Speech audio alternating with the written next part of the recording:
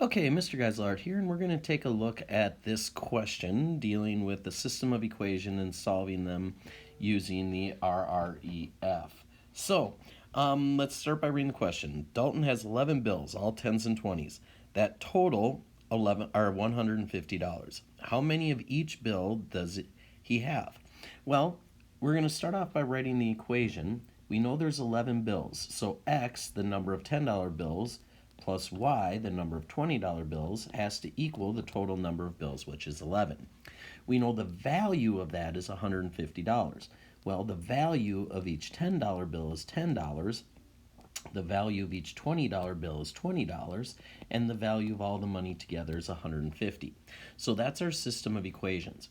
Next, we need to put it into the augmented matrix by just using the coefficients. So here we have 1, 1, and 11. And here we have 10, 20, and 150. So next thing you're going to do is put that in your calculator, and you're going to do the RREF to figure out what the answer is. When you do the RREF matrix, you'll end up with something that looks like this. Okay, and remember the first one's always x, the second one's y, and that's what it equals.